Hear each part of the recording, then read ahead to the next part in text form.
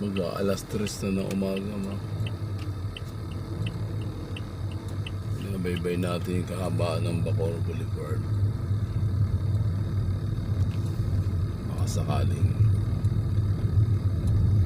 may nangangailangan ng guest.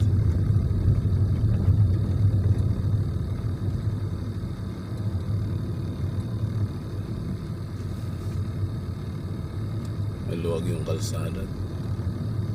Walang sagabal sa daan. Walang sino man pwedeng pumigil sa iyo kundi ang stoplight lang talaga.